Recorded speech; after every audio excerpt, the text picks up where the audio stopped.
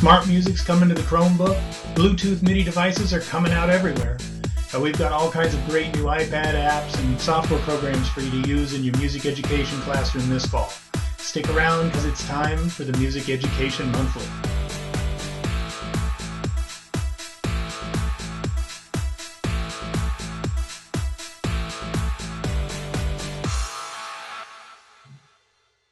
Hey everybody, this is Chad Criswell, MusicEdMagic.com, here for you today with the premiere of a new podcast. Been planning this for a couple of months now. Ever since I started getting into this, I've wanted to do a long-form program, one that's more than just like the Music Ed Minute shows where that was, 3 to 10 minutes worth of stuff. There's a whole lot more stuff to talk about in music education, but it doesn't happen all at once. So I figured, hey, we'll do a monthly roundup show. 30 minutes to an hour's worth of stuff. But people don't just want to listen to me talk. They want to hear somebody else that actually knows what they're talking about. So I'm bringing in some guest hosts to fill things in here. The first show here, the premiere show, I couldn't think of anybody better than Mr. Chris Russell. Hi, Chris. How you doing? Doing good, Chad. Hey, Chris is the choir director at Oltman Middle School up in St. Paul Park, Minnesota. He's also the author of Tech in Music Ed, which is his website, blog, all kinds of stuff.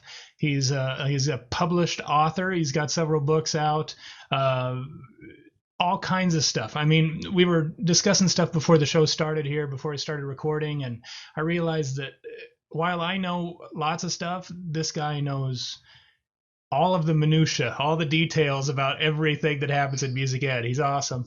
So, Chris, we met at several different MEA conferences where we've been presenting over the years. What are you up to these days? Well, just getting ready with our summer to be over and start back to school for the next school year. So, continuing working on the blog. Just recently updated the iPad book that I have, and then getting ready for the fall and teaching. So I teach 6th grade choir at Oltman Middle School, and boy, I'll tell you, it's exciting, but there's challenges along the way, and we have a lot of administrative change in our building. So it's a big question of what policies are going to be like. So in the next couple of weeks, we really start putting our noses to the grindstone a little bit. Well, thank you for agreeing to be the guinea pig and come in and try this today with me. We're going to give it our best shot and see what happens. So we're going to start out today with the big news of the month, or rather of the summer, really, when you think about it. And the first one on the list is that Make Music, everybody's favorite program or everybody's favorite manufacturer of smart music, has bought out a little French company called Music. Now, most people may think, oh, what's the big deal? Well, this is a big deal when it comes to music education because Music can do what SmartMusic can't. I'm in one of these schools that is going all Chromebook, and I've been dreading this transition ever since I first heard about it last year because SmartMusic doesn't work on the Chromebook. If you want to be able to do that with your students, what are you going to do? But Music has an app that they were actually doing this on the... Whoa, that's loud. Sorry, turn that down. They were actually doing this on Chromebooks and on cross-browser compatible platforms for a long time before SmartMusic even came to the iPad. They were doing this stuff. So Make Music has bought out Music with the specific intent of bringing it to the Chromebook eventually. Have you heard anything more about that? What do you know about it there, Chris? Well, they had come up with some brand new technology that they were showing off this last February, and they were at the NAMME conference in January, and they were given an award for being the best school music program, and they were even demoing at the Texas Music Education Association in February that I had a chance to go to. And it was really exciting. Not only could they be on Chromebook, but they were going to offer a very much like SmartMusic, what they called a conservatory model, where they were going to let people, like teachers, have the main account along with, track grades and other things. And then they dropped off the map. and they stopped talking. And then just not too long ago, guess what? Bought out by Make Music. So it's an exciting time for Make Music. A little bit of a scary time, I'm sure, for Music because they're now opening a European office. And the other aspect is that the head, Greg, who designed Music, he's moving from France to Colorado to lead the team there. So lots of changes for them, and it's going to be fun to see where this goes. But the big thing to let people know is that do not expect a SmartMusic that's web-based until the fall of 2016. Mm-hmm. So that's going to be the first question people ask, and they just have to be told, be patient. You know it's coming. But you have to be patient.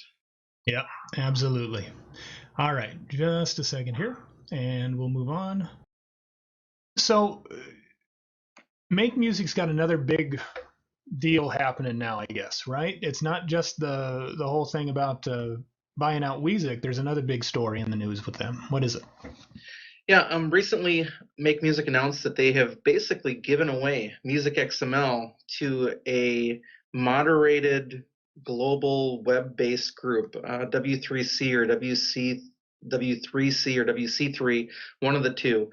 And what had happened is a number of years ago, Make Music had bought Recordare, which was the company owned by Michael Good, who created MusicXML. And they brought him on, and he's been a very influential person. In fact, was the only vice president carried forward when Make Music moved from Minnesota to Colorado. And now they've just announced that along with Daniel Spreadbury's work on the standard music notation font, with the new Steinberg product that's not even out, that's also going to the same moderated group.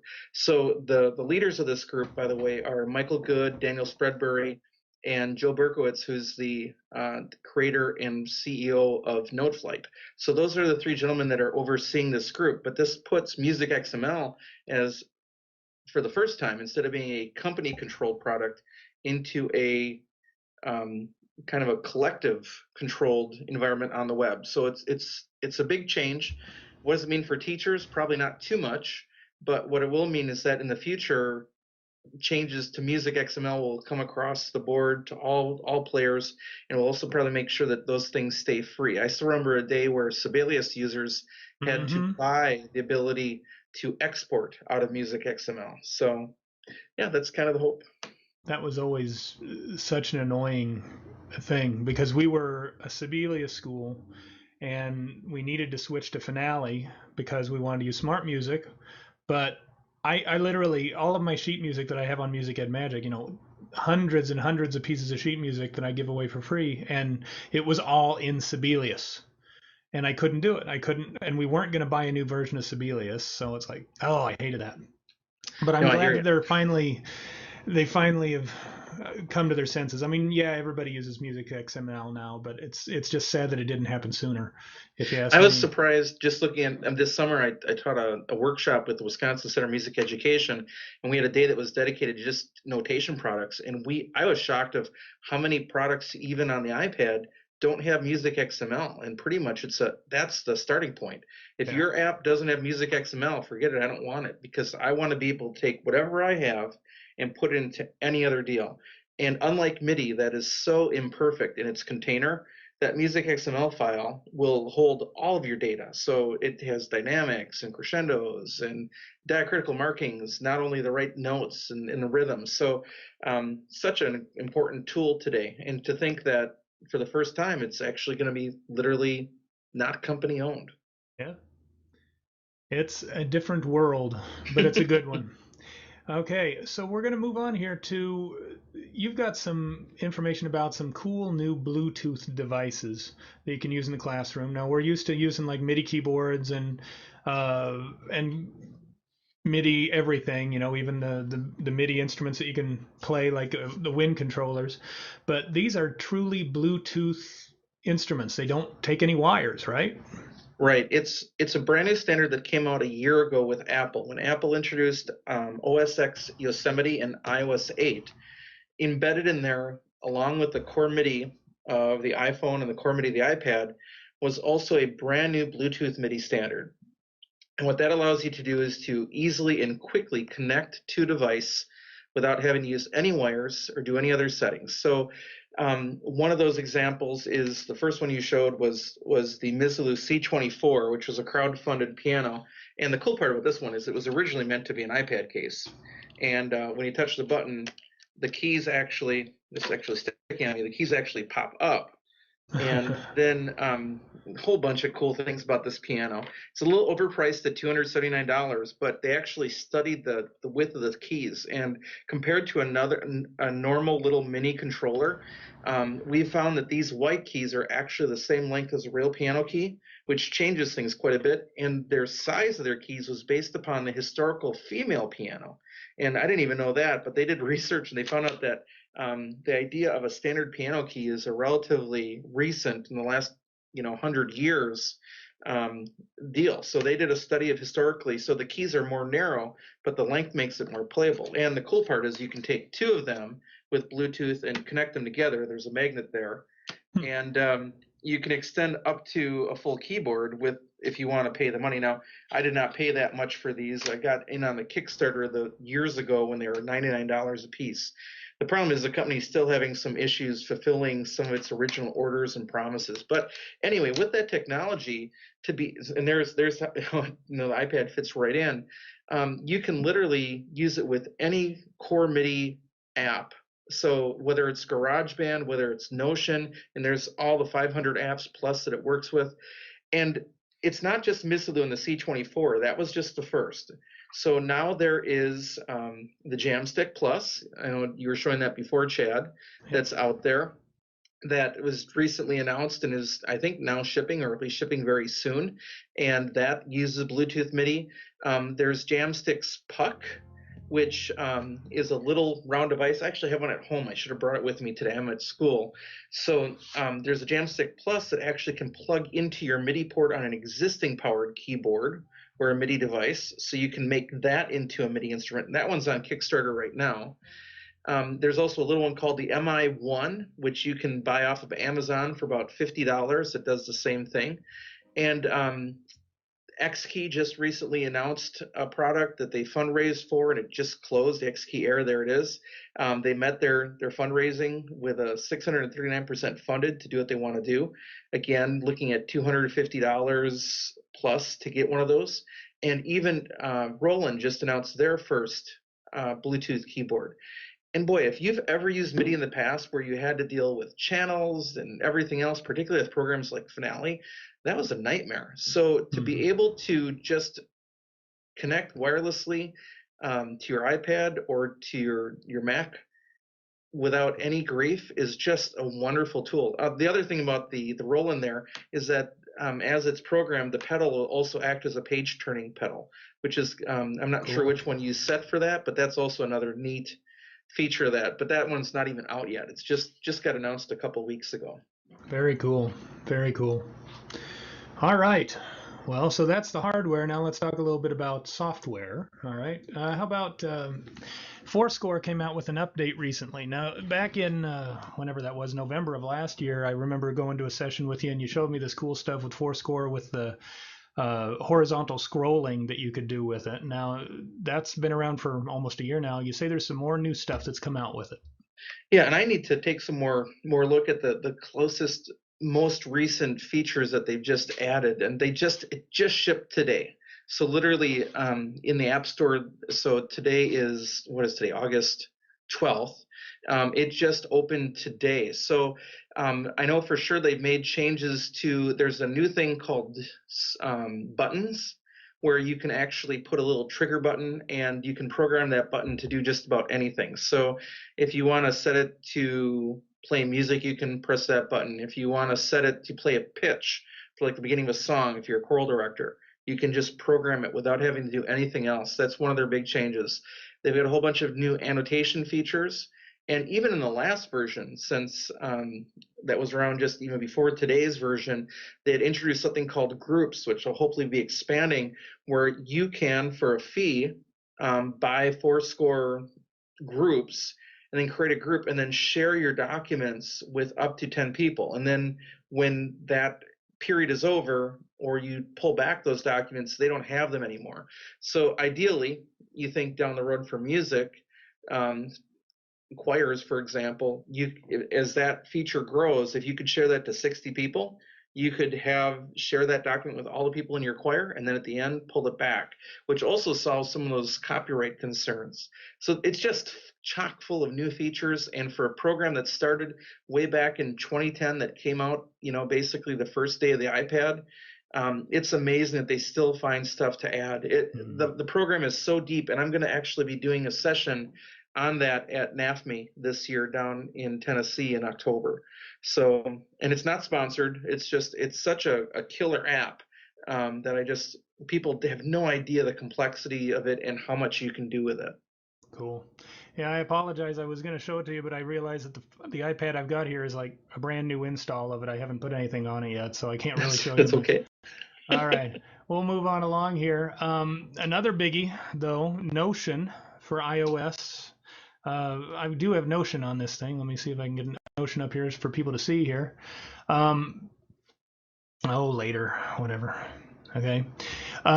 You say Notion's come out with some new features and stuff as well, huh? Yeah, the biggest news is that Notion now works not only on your iPad, but it also works on your iPhone. And they've worked really hard to make that possible. And it's got a brand new interface that looks totally different than what it did before. And Notion, again, used to be its own company, and it was bought out by Presonus about a year and a half ago.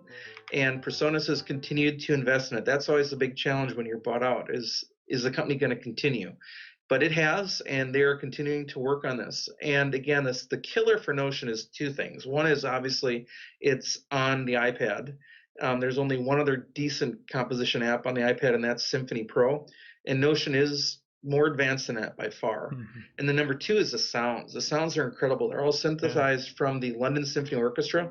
So a lot of times, Notion, the desktop version, same sounds, is used by a lot of pit orchestras to fill in for instruments that they don't have. So it's granted, the desktop has a number of other features, but it's easy to use, easy to learn, and it works really well. In fact, yesterday, 2 days ago, I spent my first time doing a whole score from start to finish just on the iPad app for this new version, and it works really well. Yeah, Notion has been very surprising to me, because I remember the first time that I ever heard of this was, I don't know, 3, maybe 4 years ago out at the National MENC. Well, that dates it right there, at the MENC National Conference, and talked to the manufacturer of it. I had never heard of Notion before, and he was telling me all the stuff that they were doing with it, and how, pit orchestras, like you were saying, use it to fill in for missing players, and that's one of their big features of the desktop version. I like the iPad version as well. Like you say, it's very well done. It's very well put together, very clean, and like you said, again, the sounds are awesome. So yeah, absolutely. Moving on here. Let's see, what's the next tab I've got up here? Oh, we were going to come back to that one later. We'll talk about that one a little bit. Let's talk about StaffPad. Okay. Again, neither one of us have had a chance to use StaffPad yet. Neither one of us. Got to have the right hardware, and neither one of us do. You'd think that I would. You're the Mac guy. I'm a PC, but I don't have it. So go ahead, tell us about it. Your wife will only let you buy so many things before she kicks you out of the house, too. Yeah. That's the truth of it. But right now, Philip Rothman at the Sibelius blog really is positive on this. And again, the idea is you write on the device, and this is Windows with that special pen that nobody else really has. Samsung has something similar to it on Android, but Microsoft has really gotten into StaffPad. I mean, they're very close with this, and Philip Rothman raves about this, and they keep improving it too. So trust me, I keep looking at Craigslist looking for used Surface Pro 2s or Surface Pro 3s to see if I can get one really cheap, because very seldom do you have a program that's so good that you'd actually buy a device for it, but this might be it. Yeah, of course they make these demos like this one that we're looking at here. They make them look so easy, and I'm sure that it's not that easy to get the hang of. It's like with Notate.me. I use Notate.me, and it's not. You have to train it. Yes. It takes a little bit of getting used to, and even when you do get it trained, it's still is once in a while prone to mistakes. I would have to think that this has got to be the same kind of thing, but Yeah, Philip will tell you it's more advanced in that concept than Notate.me, and nothing against Notate.me. They put all their focus, and if you see what they're doing there, they can write on a score. But then one of the other things you can is you can actually go on your score and talk about great tools for teaching. You can actually draw the shape of the volume, of the dynamic line, and it will actually play back the shape that you draw over it. That's one of the things they're showing there. So the sounds are not at the level of Notion, but boy, wouldn't you like to see the baby of the result of like all these put together? yeah. You know what I mean? Yeah. That's why I still wonder about the whole Steinberg thing. Is can the marketplace support yet another music education app? Because we've got enough to choose from. It's just crazy. We've got enough to choose from on the iPad, but not on Chromebook and the other platforms. That's true. Although that is starting at least finally now. But Yep. yeah, it's like the iPad is awesome, but finally people are starting to realize that the iPad isn't the end of things. It was definitely the start, but the rest of the world doesn't necessarily all do iPads, so they've got a big market if they go elsewhere. Yep. So moving on here, next tab on the list, looking at Soundtrap. This is basically a substitute or replacement in some cases, maybe for GarageBand. If you don't have a Mac, if you don't have access to GarageBand on the iPad or whatever, it's the same kind of idea. You got your loops over here. I've got the Pro version here, so I've got thousands of different loops that I can pull in. Whoops, I did it wrong. Yep. I can stack them in, and I'm just grabbing the stuff. I'm not even thinking here. I'm just gonna put two bass loops over the top of each other. Why not? All right. Stack them.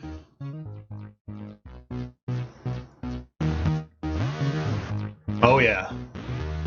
I can see my fifth grader, my son, doing this because he is totally into this stuff on the iPad. If he would ever use a PC instead of the iPad, this is what he'd be into. And I have hooked up my my MIDI keyboard up to this thing before. You can see that. Yes, all right, fine. The color coding from a previous installation of what was the name of that? One of those learn to play piano apps that I had to do a review on. But I hooked up my MIDI keyboard to it, and it works really well. Awesome. I mean, I've never been considering myself a composer, so anything that I make, if I have to actually play it in, it sounds like yuck. But dragging in the loops, I can make some pretty cool stuff here just by dragging in the loops. What do you think? Have you tried this out very much yet? I've used it just a little bit, but I always get people asking, I don't have an iPad, I don't have a Mac, what can I do for GarageBand? And this is definitely an option. Yeah. So what is the other? Soundation, too, is another popular one that they're changing a little bit. But the idea that if you have Chromebooks and you wanted to teach something in that digital audio workstation environment, to teach a little bit about music technology in that other part of the world that really makes money, this is a perfect app to start that off with. And again, the basic is free, although there's lots of things that it doesn't come with. Like when you see that list of loops there'll be a lot of loops in red that you can't use. Yeah. Although they do offer school pricing, but I couldn't get a straight answer out of them what that pricing was. Yeah, I asked them the same thing, and it was the same deal. They wouldn't give me a definite number, but they said they do have school pricing. If you're a teacher, you have to contact them from like your teacher email account or whatever, and then they'll give you a quote, whatever. So, yep. It's cool, though. I like it. It's for people that don't have Macs or for people on Chromebooks or whatever, this is definitely something to look at. Let's take a look over here. The next one on your list for apps is flat.io, and I had never heard of this one. Tell me a little bit about this one. Yeah, this one's brand new. It was in beta until just a few weeks ago, and they're continuing to add things to it. And again, at that workshop that I taught on notation for one day, I let people choose whatever platform they wanted to use. And the cool thing about Flat.io is that much like Noteflight, it works on everything. It's a little different than Noteflight, though. The interface is a little different, and and I don't mean to compare Noteflight to anything else, but the people in our class or in our workshop seem to think that this was way easier to use than the Noteflight, and that students would be way more successful with it. So that's an interesting thought. Now the cool thing is it works with Google Apps for Education. So if you're a Google Apps school, students can log in just using their normal Google Apps login, and it also has links to Google Classroom. So if you're using Google Classroom, you've got an answer here of how you can actually tie that in with Flat.io, and it will walk you through. It doesn't do everything yet, but it's coming. It's coming. And again, for the price point of free, you can't argue with that. Cool. I'm sorry I didn't have this signed up ahead of time. I should have signed up so we could have taken a look at the interface, but it sounds like it's kind of cool. I'll have to take a look at it after the show here. Yeah, definitely worth looking at. And they're in France, I think, is where they're located. But okay, more French stuff. Now let's take a look at Ningenious. All right, this is my new favorite app. I'm sorry, because at the beginning of the year I teach 5th grade band, and at the beginning of the year, let me turn down that volume because I'm sure that's going to get really annoying after a while. At the beginning of the year, the kids love playing this. They would ask me to play this all year long during lessons if I'd let them.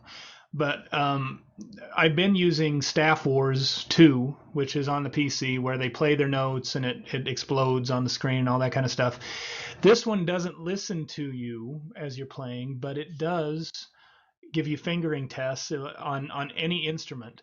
The only confusing thing about this is that there's 3 different versions of the app. They've got the the teacher version of the app, which is what you're seeing here, which is if you buy one copy of that app, it's on your one iPad, then you pass that iPad around to anybody in the room, and they put their name in up at the top, and it saves their scores. And as they play through the stuff, the high scores on the side show up. So if you've got a whole mess of clarinet players, Sally might be in first place, Judy's in second, Bill's in third, whatever, and they can compete to see who can get the highest score. And my kids at home have played around with this. They love it. I know my kids at school are going to love it this fall, because I was looking for something more than just the StaffWars iPad app. It's a cool app and everything, but it only does one thing. And this one is a little bit more robust as far as what you can do. Because not only can you do fingering tests, you can do note name tests. So if you don't want to deal with fingerings, you can deal with note names, but it's the fingerings that are really the cool thing on here. If I put it on there, okay, so we got a D flat. All right, so I'm going to pick that last one. And he goes over and he hits it. And when you hit it enough times, then it breaks. And if you go fast, then you get like fireballs flying all over the place. It's really cool. The kids are going to love it. So that's Ningenious. Now, you had a chance to try this as well. What did you think about it? I think you're exactly right. People are going to be kids are going to love it. And it's their entire focus was a way to do a different way of memorizing fingering charts, and that will definitely be good. Also, will solve those problems with those kids that somehow make it through all those elementary and middle school lessons and end up in high school, and they still don't know what the names of the notes are. Yeah. You can also use it to fight that. Yeah.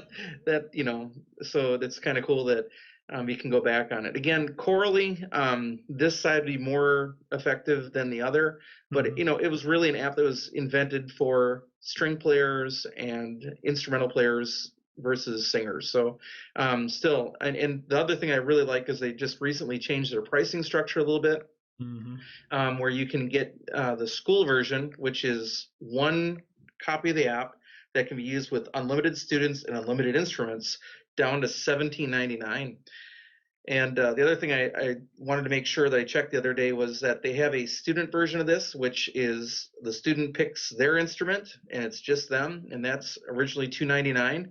But you can also, if you're a school that has iPads and you're on a mobile device management system, you can buy in bulk that app for $1.49 a copy, as long as you order 20 or more, and your school would know how to do that. So that makes that very affordable as a really powerful tool. And so my hope would be that they'd sneak a metronome in there and a tuner maybe in the future, and then really make it a home run. Yep. I'm sorry, I didn't realize I had that over on the side there. It was covering up half of it. There is one thing to note about they have three different versions, all right? And the version that you see here is the school version, which lets you do anything for unlimited kids with unlimited instruments. That student version that you were talking about, once you choose an instrument, it's locked in. You can't change it. So you can't cheap out and buy the student version and then try to use it with all your students and have them change things. It won't work that way. So they do have a middle version that I think they call their studio version that lets you have unlimited students, but on one instrument. So if you've got a clarinet studio, you could buy the studio version, and all of your clarinet students could log in there, but they can't change the instrument.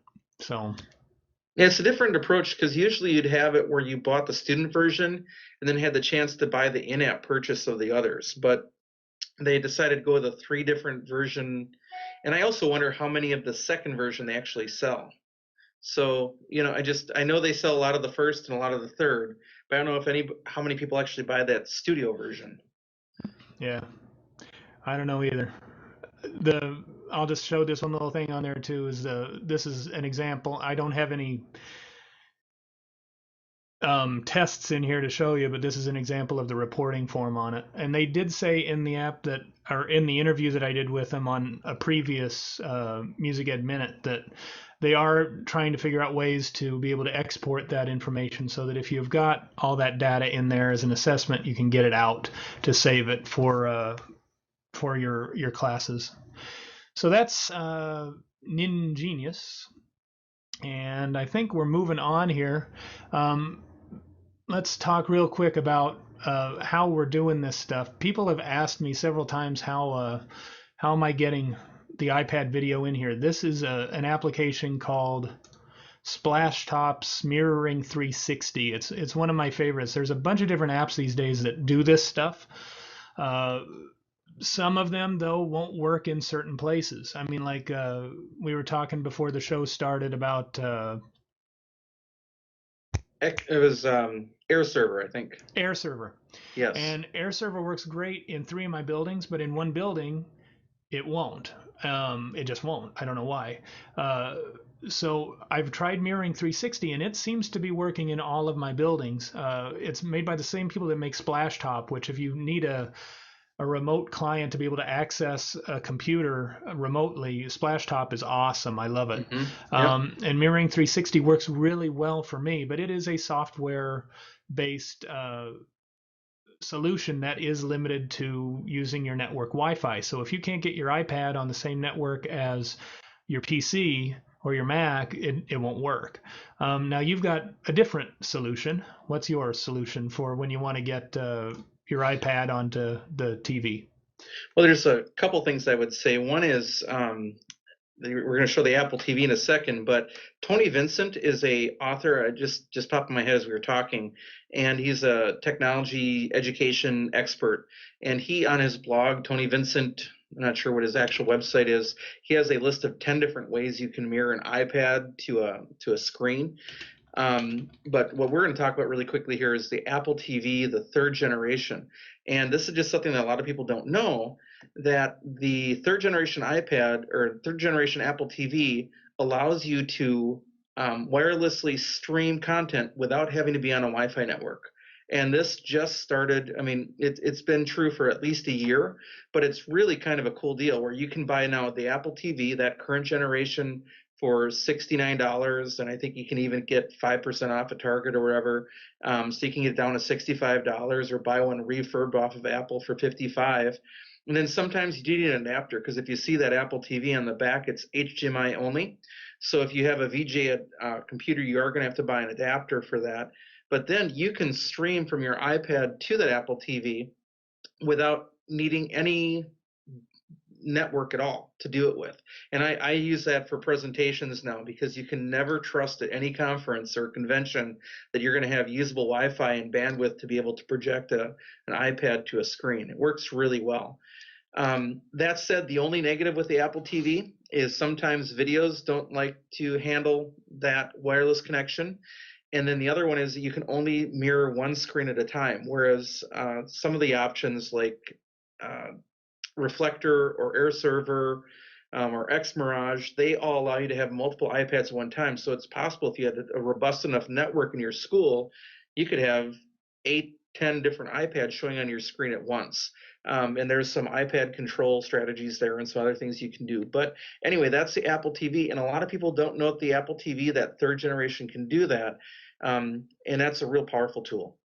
Cool. I like it. All right. The last thing on the list then, you pointed out right before we started the show here, I was like out getting a drink of water right before we hit play, and he found out that today is actually, what is today? Today is Record Vinyl Day. I was looking, it just showed up in Twitter, in my Twitter feed. I was looking down at that right now to see if I could find it. But it's the day that Thomas Edison invented the phonograph, and I think it was 1877. Wow. Okay, well, this is a scanning electron micrograph of the needle on a record. And what this guy has done, basically, it's an excellent video. I highly suggest that you go back and you watch the whole thing. He took records and even CDs because he wanted to see what it would look like. And he cut little chunks out of them and put them into a scanning electron microscope. And it turns out that you have to like put special magnetic metal stuff underneath it because in order for it to work, the microscope has to have something that's conductive, and obviously vinyl isn't conductive. So he had to kind of set it up the right way, get it into the microscope, and then if I can find the right spot, zooming through here, probably breaking copyright law as I speak, but. The thing that was really interesting to me is, since we can't see that small, you really don't realize what's happening at that level. If you look at these grooves, let me see if I can make this a little bit bigger. If you look at these grooves, you notice how the two sides are not the same. One side of the groove is shaped differently than the other one, and that's because that's the stereo nature of the sound. All right, one side is the left channel, one side's the right channel. And it shows it going along there. Whoops. Really cool there.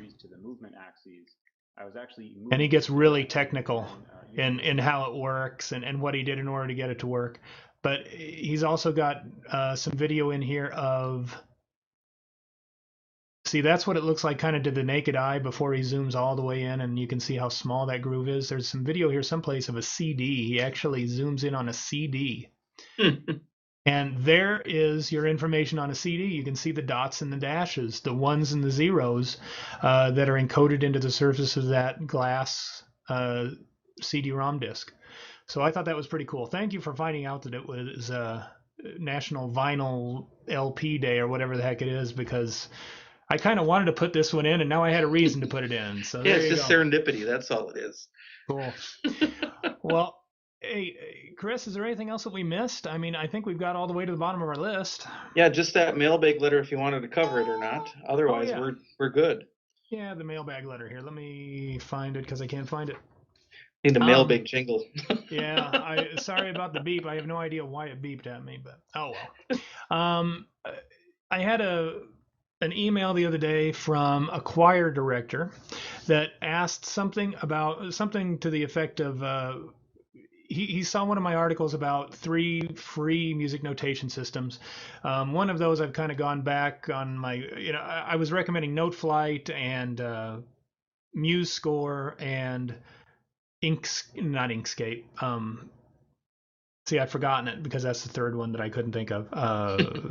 MuseInk. Okay. And he wanted to know what. Okay, here it goes. I purchased an Apple to replace an older one. He keeps getting errors on his software. So he was asking what I would suggest for somebody that was coming from Sibelius. If he was going to go down the path of getting a free music notation program, what would I suggest? My suggestion to him was, it sounds like pretty much the same thing that you were going to suggest, which is?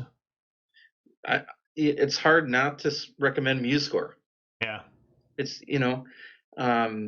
although I just saw an article, maybe it was on Sibelius blog again, where this guy was on Sibelius 7, and Philip Rothman, I believe, is the guy that I saw that suggested for now, just get Sibelius 7.5. You don't have to go to 8 yet if you don't want to deal with the pricing and all that other stuff.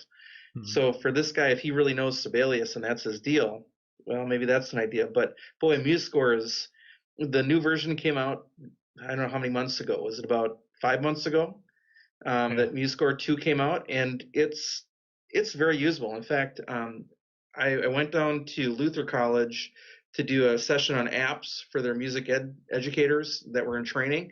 And I asked the question about, how many of you guys use Finale? And none of them did. And I said, well, how many of you use Sibelius? None of them. I said, Noteflight? Nobody. Notion? Nobody. I said, MusicScore? Every one of them. So I don't know about you, Chad, but I typically use the software that I was taught in college most of the time. And if kids in college are using MusicScore, what does that say for the future of the other apps? It's a really good question. But it's remarkably mature. It's not perfect, but what is, you know? Right. And it's not that hard to use and not that hard to get the hang of. It's laid out differently than Sibelius and Finale is, and some of the things are a little bit differently done, but it's, you know, you can figure it out. It's not that hard. It does MIDI input. It does all the same things that the other ones do. And it's free. So if you're in the market for a music notation program but don't want to spend hundreds of dollars, you know, look at this. Now, one of the parts of his email to me had to deal with wanting to get a newer version of Sibelius, but he was sorry about the whole, let me get rid of him there, was wanting to try to figure out the whole educational discount. He was apparently a retired music teacher and he couldn't get the educational discount anymore. You know, I am sure that if he did enough digging on Amazon or other places, there are other ways to. The other thing that I suggested to him was Sibelius first. Yeah. I mean, if he doesn't need highly advanced stuff, go with Sibelius first. That's under $100, I think now. But definitely, if you want to save the money and you don't mind going with a platform that you can't use, you know, cross-platform wise, MusicScore works great. Yes, they will export MusicXML, but and import. And import. And so, you know, that's not trying to be any negative towards Noteflight or Finale or anything, but the guy was already on Sibelius, and that's one of the catches. And MusicScore does work a little bit more like Sibelius than it does Finale. Mm-hmm. You know, and the only way to describe that is in Finale you create your measure from scratch. You go from left to right and you create your measure. Whereas in Sibelius, when you're creating a measure, you're always subtracting from the whole rest, if that makes sense. So you're creating it, you're not building it, you're actually taking away. And it's a hard thing for Finale users to wrap their mind around. That's why a lot of Finale users use Sibelius and then quickly go, that's it, I don't get it. But it's once you get it, you're fine, and it works pretty well. So yeah. Well, I think now we are officially at the bottom of our list here, Chris. Unless you got anything else. I don't have anything else right now. All right. No. Well, you know. And there it dinged again. I don't know why it's dinging when I do that, but well, I had a school bell that just went off a couple seconds ago. So. Oh yeah, that time's coming. Next, I've got 6 days of freedom left, I think, and then I'm back at it. So, hey, thank you so much for agreeing to come on and do this. It's been an adventure getting ready for this, but I think this is turning out really, really good, and I hope that this is going to be popular enough that it gets to continue. I was actually going to be able to give away some prizes today and announce that, but the folks like at Yamaha and some other folks that were going to provide some prizes for this inaugural episode never got back to me in time. So, hey, I'll do it on the next one. But thank you, Chris, for coming along. Well, thanks for inviting me. I appreciate it, Chad. It's been fun. And if you ever get the chance to see Chris at a music educators convention in your area, definitely go and see him. If he's not coming to your area, have your state chairman contact him and get him hired to come and speak at your groups, because he's definitely worth the listen and he's always fun to talk to. So thank you, Chris. Thank you. And this has been... Let's see if I can get this going right. All right. This is a pretty long episode here. All right. This has been the Music Education Monthly for August of 2015. Don't forget, go over to Music Ed Magic, sign up for the newsletter.